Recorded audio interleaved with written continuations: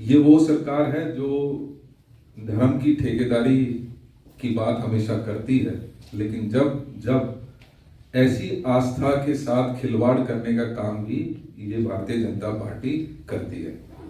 अभी पवन जी ने बताया कि माननीय प्रधानमंत्री जी ने इसका संज्ञान लिया और उस संज्ञान का नतीजा ये हुआ कि कल आनन फानन में मात्र 2 घंटे के लिए वहां के मुख्यमंत्री जोशीमठ पहुंचे और हालात ये थी 2 घंटे में उन्होंने क्या जायजा लिया, किस तरीके से उन्होंने वहां पर अपना व्यवहार रखा, मैं उसकी एक छोटी सी झलक आपको बताना चाहता हूं, क्योंकि ये वो क्षेत्र है जहां से जो भारतीय जनता पार्टी के मौजूदा अध्यक्ष हैं,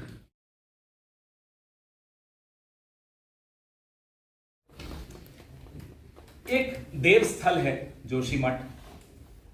हमारी पौराणिक सभ्यता का ज्वलंत जीता जागता उदाहरण है जोशीमठ। आदि शंकराचार्य की तपस्या भूमि है जोशीमठ और भगवान बद्रीश को सर्दियों के दिनों में यहां स्थापित किया जाता है। ऐसा जोशीमठ,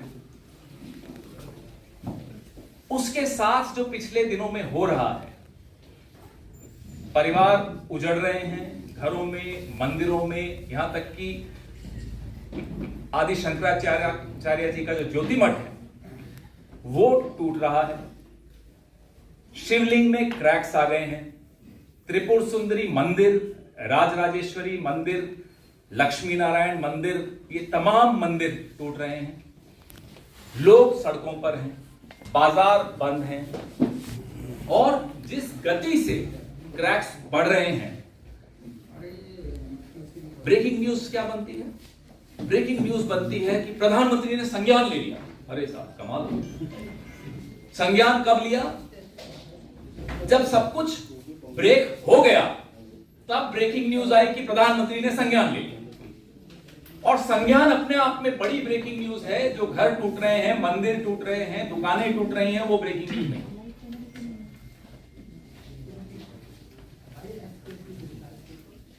जीडी अग्रवाल नाम के बहुत बड़े एक्टिविस्ट हुआ करते थे। हमारे वक्त यूपीए की सरकार थी, जयराम रमेश जी पर्यावरण मंत्री थे, 2010 की बात है। 600 मेगावाट का लोहारीनाग पाला एक प्रोजेक्ट था, उसके विरोध में जीडी अग्रवाल जी धरने पर बैठे और उस धरने के बाद यूपीए सरकार ने, जयराम रमेश जी मंत्री थे जिसमें मनमोहन सिंह जी प्रधानमंत्री थे, उस प्रोजेक्ट को रोक दिया। भैया फोन या जो भी आप बात कर रहे हैं प्लीज थोड़ा शांति से, उस प्रोजेक्ट को वहीं रोक दिया। ये 2010 की बात है। तुलना कीजिए, वही जीडी अग्रवाल 2018 में भागीरथी नदी पर जो डैम्स बन रहे थे उसके खिलाफ धरने पर बैठे। इस सरकार ने क्या किया? उनको जबरदस्ती उठा दिया, वहां से ले गए और जिन परिस्थितियों में उनकी मौत हुई वो अपने आप में एक पीड़ादायक बात है। तुलना ये दोनों सरकारों की बता रहा हूं। यूपीए हमेशा सामंजस्य की बात करती है, सामंजस्य प्रकृति में, सामंजस्य विकास में। आज की सरकार सामंजस्य छोड़ दीजिए, लोगों की सुनना छोड़ दीजिए, विशेषज्ञों की सुनना छोड़ दीजिए। एक उदाहरण मैं आपको देता हूं, रवि चोपड़ा नाम के एक विशेषज्ञ का, पर्यावरणविद का। मॉनिटरिंग कमेटी से उन्होंने इस्तीफा दे दिया क्योंकि उनकी बात नहीं सुनी जा रही। 4 धाम रेलवे परियोजना में वो बार बार कहते रहे कि इतना चौड़ा मत करिए सड़कों को कि पहाड़ों का जो ढलान है वो सीधी हो जाएगी, उसके बाद चट्टानें गिरती हैं, उसके बाद पूरा वहां सामंजस्य बिगड़ जाता है और वो एक इकोलॉजिकल डिजास्टर बन जाता है। उनकी नहीं सुनी जा रही थी, उनका जमीर था, उन्होंने इस्तीफा दे दिया। ये परिस्थिति है। इस सरकार के कान बंद हैं, आंखें बंद हैं और मुंह भी तभी खुलता है जब कोई ब्रेकिंग न्यूज देनी होती है कि संज्ञान ले लिया। अरे आपने संज्ञान लिया, 4-5 दिन तक लगातार वहां लोग त्राही त्राही कर रहे हैं। हमारे देवेंद्र यादव जी, इनका प्रतिनिधिमंडल घूम रहा है, स्थिति का जायजा ले रहा है, स्थानीय लोगों की बात कर रहा है, सोशल मीडिया पे आप लोग सब देख रहे हैं और आप में से काफी चैनल्स लगातार चला रहे हैं। प्रधानमंत्री को नहीं सुनाई दे रहा। ब्लास्टिंग हो रही थी, स्थानीय लोगों ने उसका विरोध किया क्योंकि उनके घरों में अचानक दरारें आने लगी, फिर जाके ब्लास्टिंग रुकी और जहां ब्लास्टिंग हो रही थी, टनल एक बन रहा है एनटीपीसी का, स्थानीय लोग मानते हैं कि उस टनल की ब्लास्टिंग की वजह से आज ये स्थिति आई। जहां ये टनल में दरार आई, सबसे पहली 600 लीटर प्रति सेकंड की गति से पानी गिर रहा है। आप सोचिए, आप कल्पना नहीं कर सकते किस स्थिति में वहां एक एटम एक टाइम बॉम्ब लगा हुआ है और संज्ञान ले रहे हैं प्रधानमंत्री जी 5 दिन बाद, 4 दिन बाद, 6 दिन बाद। और संज्ञान के बाद क्या हुआ हमें नहीं मालूम, संज्ञान ले लिया। 1976 में इसी इलाके में लगभग ऐसी ही एक समस्या आई। कांग्रेस की सरकारें थी, जाहिर सी बात है, मिश्रा कमेटी बनी। मिश्रा कमेटी की अनुशंसा थी कि कोई बड़े प्रोजेक्ट्स या बड़ा कंस्ट्रक्शन का काम यहां नहीं होना चाहिए, ये बहुत नाजुक इलाका है और अर्थक्वेक, भूकंप के पॉइंट ऑफ व्यू से भी ये नंबर 5 में आता है। 5 जोन जो है ये 5 है। तो इतना नाजुक, और उस वक्त की सरकारों ने ना केवल संज्ञान लिया और ब्रेकिंग न्यूज पे ध्यान नहीं दिया। मिश्रा जी जो थे, महेश मिश्रा जी संभागीय आयुक्त थे वहां के, और तब उत्तर प्रदेश का ही हिस्सा था, उत्तराखंड नहीं था। मिश्रा कमेटी की रिपोर्ट का पालन आने वाली कई सरकारों ने लगातार किया जब भी कोई बड़ा प्रोजेक्ट इस इलाके में आता। यहां तक कि जब जयराम रमेश जी के संज्ञान में जीडी अग्रवाल जी लाए इस मुद्दे को, वहां कंस्ट्रक्शन के मुद्दे को और पावर प्रोजेक्ट्स के मुद्दे को, जयराम रमेश जी ने भी मिश्रा कमेटी की रिपोर्ट को अपनी टेबल पर सबसे ऊपर रखा। इन सरकारों ने मिश्रा कमेटी का नाम नहीं सुना होगा, मैं आपको बता सकता हूं, कम से कम प्रधानमंत्री कार्यालय ने बिल्कुल नहीं सुना। और यहां देवेंद्र यादव जी हो या सुजाता जी हो या मनीष खंडूरी जी हो या मैं हूं, हम लोग कोई ज्यादा हमारा इस दखल नहीं है निर्णय लेने में वहां, क्योंकि सरकारें हमारी नहीं है, लेकिन कम से कम इतना मालूम होना चाहिए कि उस इलाके का इतिहास क्या रहा है, विकास का इतिहास क्या रहा है, सरकारों ने कैसे रिस्पॉन्ड किया इस तरह की समस्याओं को, इस तरह की दिक्कतें जब आई। हमारी ये मांग है, जोशीमठ में जो हो रहा है, जो त्रासदी है, उसको राष्ट्रीय आपदा घोषित किया जाए, क्योंकि राज्य सरकार के बस की नहीं है कि वो इसमें कुछ कदम, ठोस कदम उठा पाए।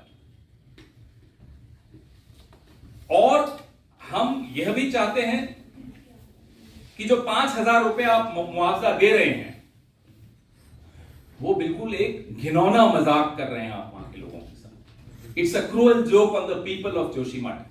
5,000 रुपए आप उनको मुआवजा देंगे?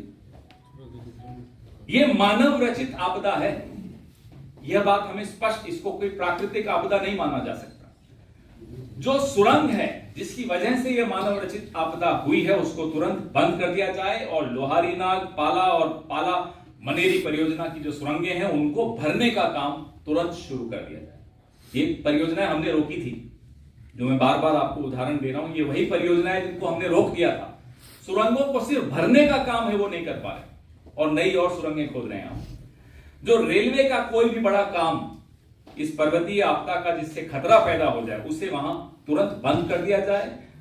गहन अध्ययन करके चरणबद्ध तरीके से ही उनको मंजूरी दी जाए और बिना सोचे समझे जो आप प्रकृति की सुरक्षा किए बगैर एक अनियंत्रित विकास जो आप पहाड़ों में ला रहे हैं, उसको, उसका जो खामियाजा है आज तो जोशीमठ के बाशिंदे और जनता भुगत रही है, लेकिन आने वाले दिनों में, महीनों में, सालों में पूरा ये जो इलाका है, ये इस तरह की त्रासदियां बार बार दोहराई जाएंगी। आपको याद होगा फरवरी 2021 में 200 लोगों ने जान गंवाई थी, चमोली में एक आपदा आई थी, वो भी मानव रचित आपदा थी। मैं मेरे साथी देवेंद्र यादव जी से आग्रह करूंगा कि जो डेलीगेशन अभी, जो एक हमारी कमेटी जो यहां बनी थी पार्टी की, उस सिलसिले में आपको जरा प्रकाश डालें इस पर।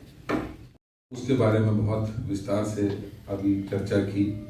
ये वही स्थल है जहाँ पर जगत गुरु आदि शंकराचार्य जी ने ज्ञान की प्राप्ति हुई और वहीं से बद्रीनाथ की स्थापना का भी बद्रीनाथ की स्थापना के साथ साथ अन्य जो भारतवर्ष में मठ की शुरुआत हुई उसकी स्थापना आदि गुरु शंकराचार्य जी ने वहीं से शुरुआत की।